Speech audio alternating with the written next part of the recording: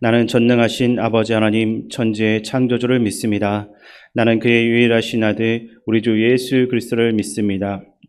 그는 성령으로 잉태되어 동정녀 마리아에게서 나시고 본디오 빌라도에게 고난을 받아 십자가에 못 박혀 죽으시고 장사된 지 사흘 만에 죽은 자 가운데서 다시 살아나셨으며 하늘 오르시어 전능하신 아버지 하나님 우편에 앉아 계시다가 거기로부터 살아있는 자와 죽은 자를 심판하러 오십니다. 나는 성령을 믿으며 거룩한 공교회와 성도의 교제와 죄를 용서받는 것과 몸의 부활과 영생을 믿습니다. 아멘.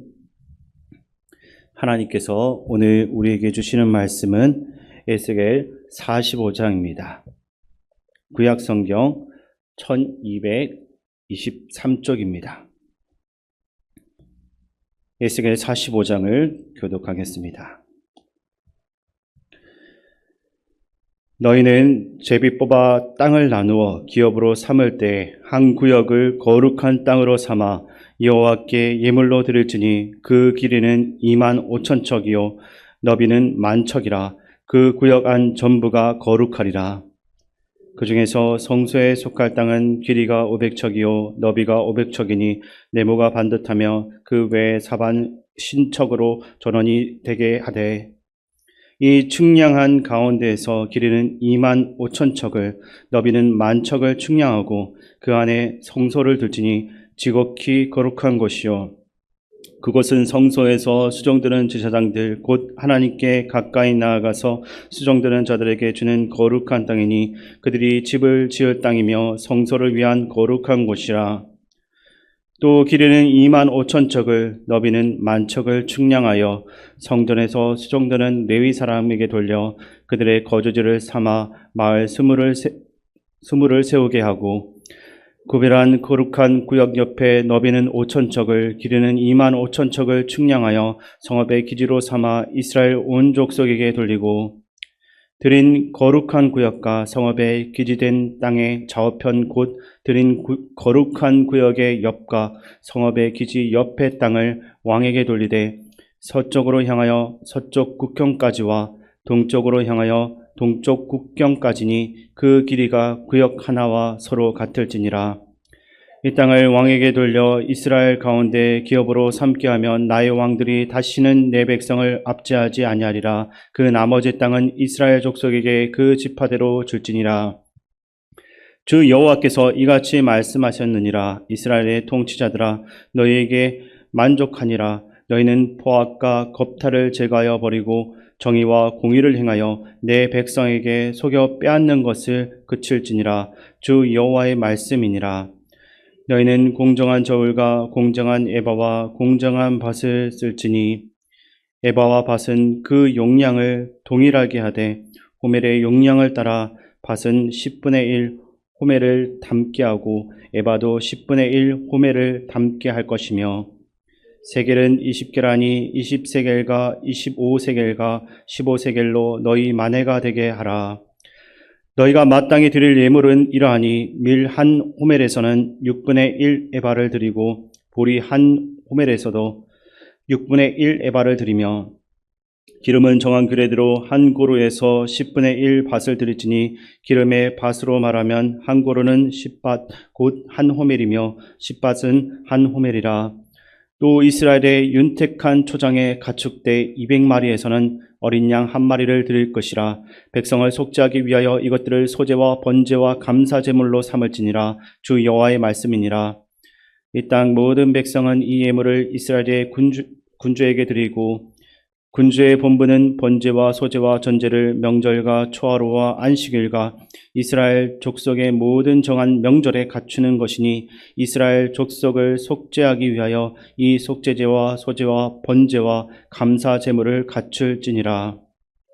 여호와께서 이같이 말씀하셨느니라.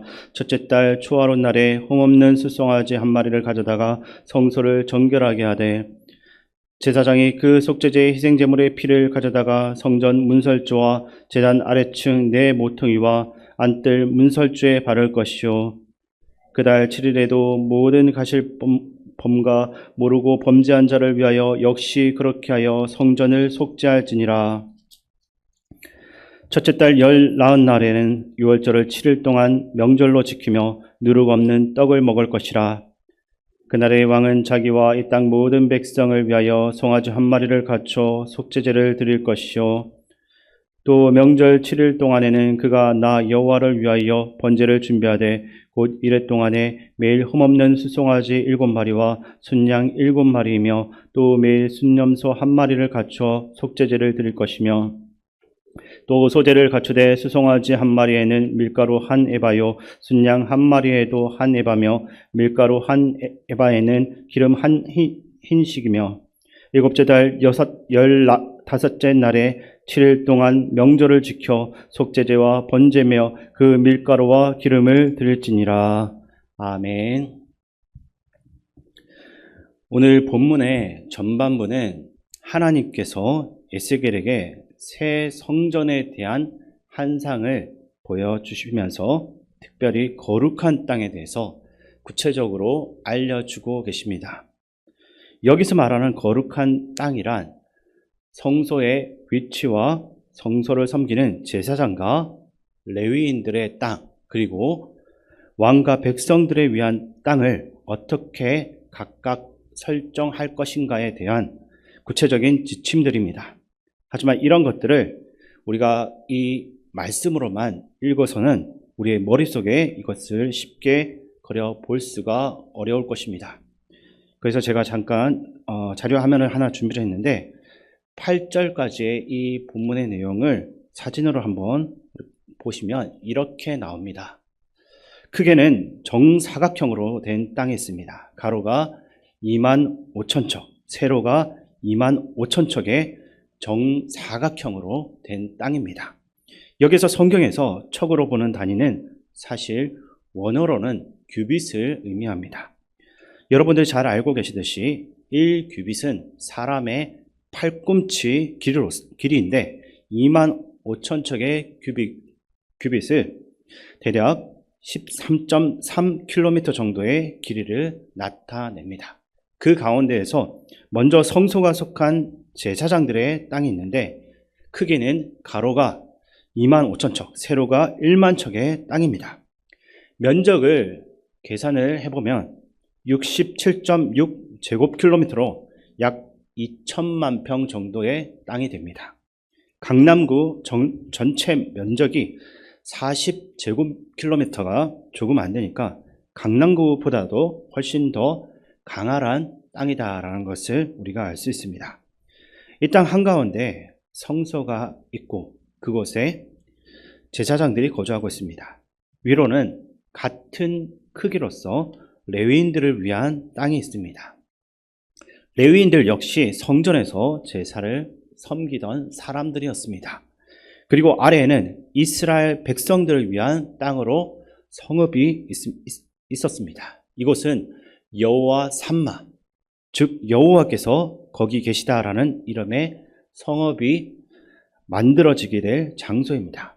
그리고 마지막으로 이 거룩한 땅 좌우에는 왕의 땅이 구분되어져 있었고 또 위아래로는 다른 지파들의 땅이 구분되어 있습니다. 이러한 땅의 배치를 통해서 우리가 알 수 있는 것이 무엇이겠습니까? 여기까지만 보여주시면 되겠습니다. 첫째로 거룩함이란 구별됨에서 시작한다라는 것입니다. 1절 말씀을 같이 한번 읽어보겠습니다.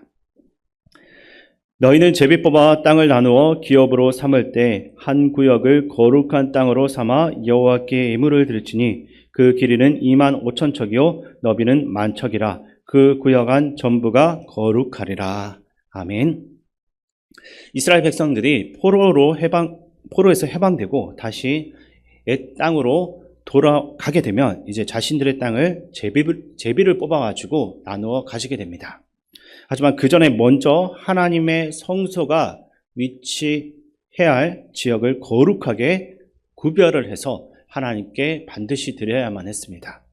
여기에서 거룩하다라는 단어는 카도시라는 히브리어를 사용하는데 이 단어는 거룩함이란 뜻 외에도 구별함, 이러한 뜻을 갖고 있습니다. 쉽게 말해서 거룩한 것은 구별된 것이고 구별된 것은 거룩함이다라는 뜻입니다. 그렇다면 거룩의 반대말은 무엇이겠습니까? 거룩의 반대말은 세속입니다.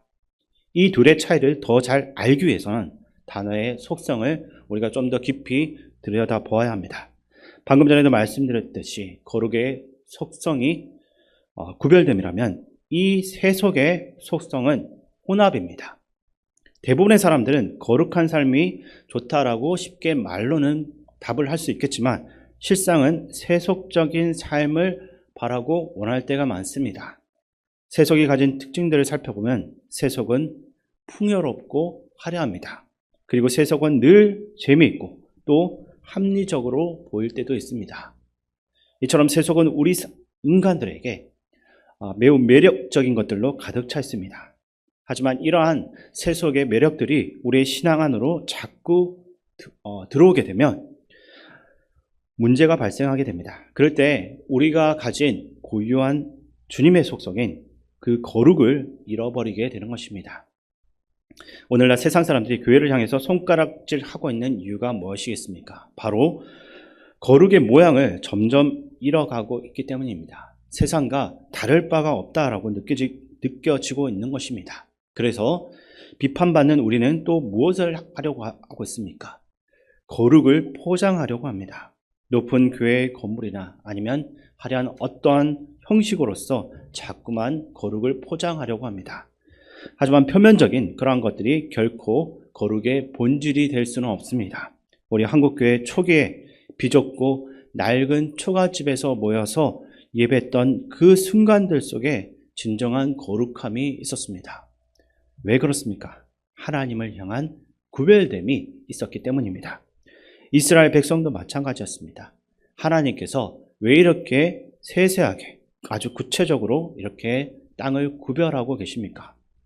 그것은 거룩의 땅과 세속의 땅을 구별하시기 위한 것입니다. 그리고 이전에는 왕의 땅이 따로 없었습니다. 모든 영토가 다 왕의 땅이었습니다.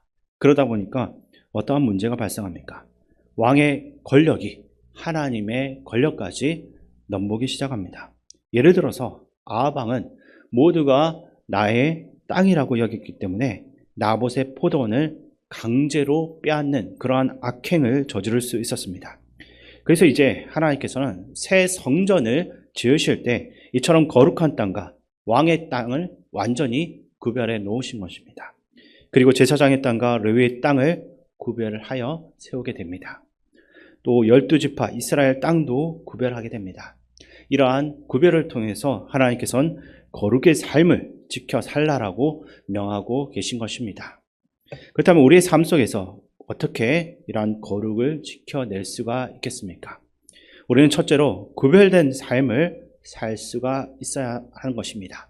오늘 1절을 보면 한 구역을 거룩한 땅으로 삼아서 여호와께 예물을 드릴지니라라고 기록되었습니다. 여기서 예물이라고 하는 이 표현은 하나님께 드린 제물이라는 의미를 가지고 있습니다.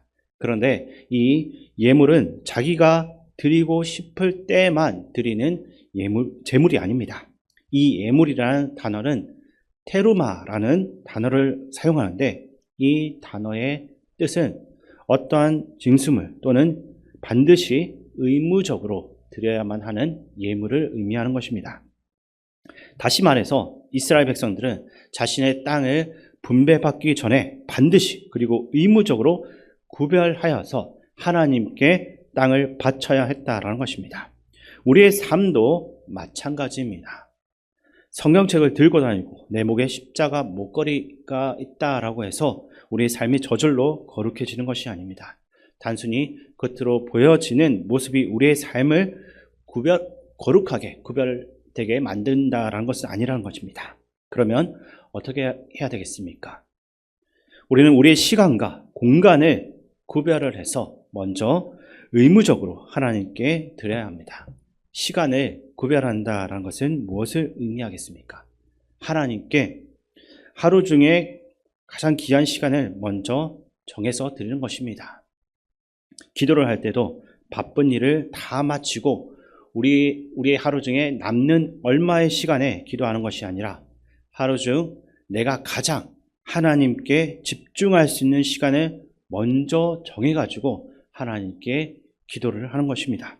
그 시간이 새벽이든 낮 정오이든 밤 9시든 그것이 중요하지는 않습니다. 하지만 하나님과 약속한 그 시간만큼은 결코 타협해서는 안 됩니다. 아무리 바쁜 일이 있어도, 또 아무리 재미있는 드라마가 TV에서 나와도, 또 아무리 중요한 약속이 있다 할지라도 지금 내가 하나님을 만나야 하는 시간이 되게 이렇게 되면 그것을 끊어내고 하나님 앞에 나와서 기도의 자리로 나아가는 것이 바로 시간을 구별해서 사는 삶의 의미라고 할 수 있는 것입니다. 공간을 구별한다라는 것은 나의 일상의 공간 가운데 기도의 자리를 만드는 것입니다. 성경은 이러한 기도의 공간을 골방이라고 부릅니다. 물론 우리가 어느 곳에서 기도하든지 주님께서는 우리의 기도를 들어주십니다. 하지만 우리가 골방에 들어가서 기도할 때 우리는 외부로부터 오는 수많은 유혹들을 끊어낼 수가 있게 됩니다. 이러한 골방은 어떤 곳이든 상관없습니다. 우리의 집에서 비어있는 방이 있다라고 한다면 그것을 골방으로 만드시면 됩니다. 아니면 우리 교회 안에서도 그런 공간이 있다면 찾으셔서 정하시고 그것을 골방으로 만드시기 바랍니다. 거기에서 우리는 하나님과 이렇게 약속을 해야 합니다. 하나님, 내가 매일 이 시간에 이 공간에서 하나님 만나기를 원합니다. 세상의 모든 건심과 걱정은 다 내려놓고 오직 하나님 앞에서 이 시간과 공간을 드리며 기도하기를 원합니다. 하나님만을 이렇게 예배하기를 원합니다. 라고 주님 앞에 선포하는 것입니다. 이렇게 우리의 시간과 공간을 구별해서 하나님께 예물로 드릴 때 하나님께서 우리의 삶을 거룩한 삶으로 만들어 주신다라는 것입니다. 두 번째로 우리가 거룩한 삶을 살기 위해서는 예배가 중심이 되는 삶을 살아야 합니다. 우리 2절과 3절 말씀 같이 함께 읽겠습니다. 그 중에서 성소에 속할 땅은 길이가 500척이요 너비가 500척이니 네모가 반듯하며 그 외에 사방 신척으로 전원이 되게 하되 이 측량한 가운데서 길이는 2만 5천 척을 너비는 1만 척을 측량하고 그 안에 성소를 두니 지극히 거룩한 것이요. 아멘. 우리가 방금 그림을 이렇게 보셔서 아시겠지만 이 거룩한 땅의 중심에는 성소가 위치해 있습니다. 2절에 기록된 대로 이 성소의 너비와 길이가 모두 500척으로서 네모 반듯한 모양이었고 또 사방으로는 50척의 뜰이 위치해 있습니다. 그리고 이스라엘의 한가운데 가로 세로 2만 5천 척의 땅이 있었고 또 중심에는 성소가 위치해 있다. 이것은 무엇을 의미하겠습니까? 장차 오게 될 새 왕국이 성소를 중심으로 한 성소 공동체가 된다는 것을 의미합니다. 이처럼 성소가 새 땅에 세워진다라는 것은 매우 상징적인 일이라고 할 수 있습니다. 그것은 바로 이스라엘 백성의 모든 삶이 하나님 중심으로 이루어진다라는 것을 의미하는 표현이라 할 수 있는 것입니다. 과거 이스라엘 백성들의 삶 속에서 예루살렘 성전이 분명 있었습니다. 그것이 정치와 종교의 중심지였지만 실제로 그들의 마음 가운데는 하나님을 중심에 모시지는 못했습니다. 오히려 하나님의 자리를 마음에서 밀어내고 그 자리를 여러 가지 갖가지 우상으로 채워나가기 시작했습니다. 그때 어떤 일이 벌어지게 됩니까? 그들은 하나님의 땅에서 쫓겨나게 됩니다. 그렇다면 오늘날 우리가 성전 중심의 삶을 산다는 것은 무엇을 의미하겠습니까? 그것은 우리의 삶이 거룩한 예배가 중심적인 삶이 되어야 한다는 것을 의미하는 것입니다. 지도에서 보셔가지고 알고 계신 것처럼 이 거룩한 땅에는 제사장과 레위인이 살도록 허락을 받았습니다. 하나님께서 왜 제사장과 레위인들을 이 거룩한 땅에 살도록 하셨습니까? 우리 4절 말씀 함께 읽겠습니다. 그것은 성소에서 수종드는 제사장들 곧 하나님께 가까이 나아가서 수종드는 자들에게 주는 거룩한 땅이니 그들이 집을 지을 땅이며 성소를 위한 거룩한 곳이라. 아멘. 4절을 보면 제사장들의 땅에 대해서 설명합니다. 가로가 2만 5천 척, 세로가 1만 척의 땅 가운데에는 성소가 있었고 그 주위에는 제사장들이 집을 짓고 살고 있습니다. 이 땅은 제사장들이 기업으로 받은 땅이 아닙니다. 이 제사장들은 기업을 물려받을 수도 없었고 또 산업도 받을 수가 없었습니다. 왜냐하면 오직 하나님만이 이 제사장들의 기업이 되셨기 때문입니다. 그래서 이 땅은 제사장들에게 주거 공간으로만 사용되었던 땅입니다. 왜냐하면 4절에 기록된 대로 성소에서 수종드는 제사장들, 다시 말해 제사장들이 하나님 앞에 가까이 나아가서 수종들기 위해서는 성소 가장 가까운 곳에서 모여 살도록 허락하신 것입니다. 5절에 나오는 레위 사람들의 땅도 마찬가지입니다. 5절 말씀 제가 읽어드리겠습니다. 또 길이는 2만 5천 척을, 너비는 1만 척을 축량하여 성전에서 수령되는 레위 사람에게 돌려 그들의 거주지를 삼아 마을 수물을 세우게 하고. 아멘. 레위인들은 제사장들이 제사를 드릴 때 돕는 역할을 감당하던 사람들이었습니다. 하지만 본래 이들 중에 상당수가 이스라엘의 전 지역 48개의 성에 흩어져서 살고 있었습니다. 그러다 보니까 제사가 필요할 때 레위인을 한 번에 모으기가 쉽지 않았습니다. 그러한 레위인들을 이렇게 한 지역에 모아서 성소 가장 가까운 곳에 살도록 한 것입니다. 제사장들을 성소의 바로 옆에 살도록 하고 또 레위인들을 성소의 가장 가까운 땅에 모여 살게 한 이유가 무엇이겠습니까? 이유는 단 하나, 거룩한 예배를 위함인 것입니다. 예배를 주관하는 제사장들을 거룩한 땅에 살게 한 것은 그들이 드리는 예배가 온전히 거룩해야만 하기 때문인 것입니다. 또한 제사를 돕는 레위인들을 성소 가장 가까운 곳에 살게 한 이유도 마찬가지입니다.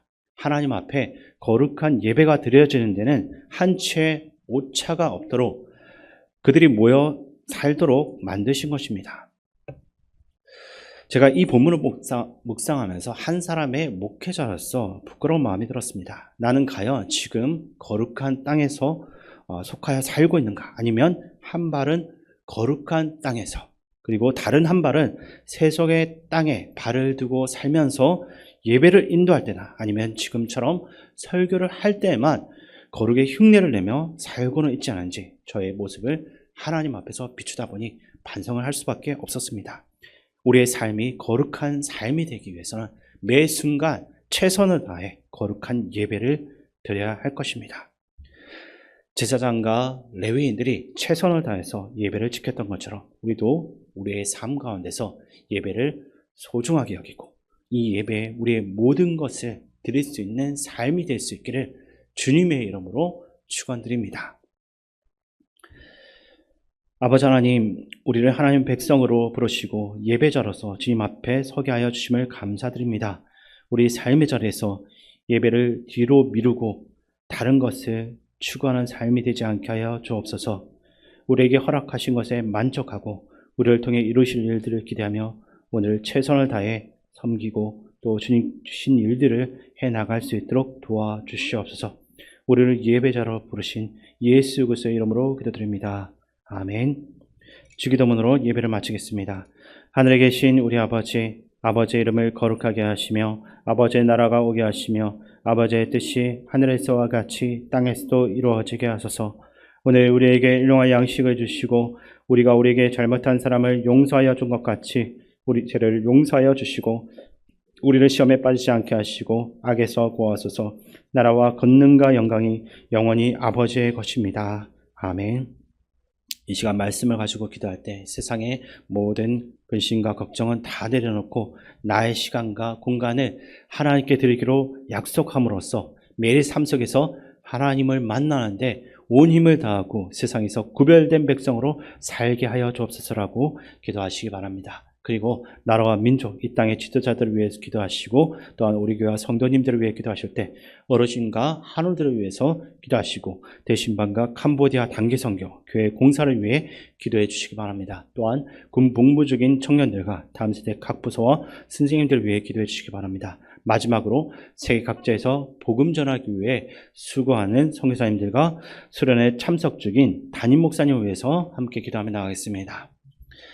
존귀하신 아버지 하나님, 우리의 시간과 공간을 온전히 하나님 앞에 드림으로써 우리가 이 땅 가운데서 하나님 앞에서 구별된 백성으로서 살아갈 수 있도록 도와주시옵소서. 내 시간과 공간을 드리는데 조금이라도 주저한 마음이 없도록 우리를 인도하여 주시옵소서.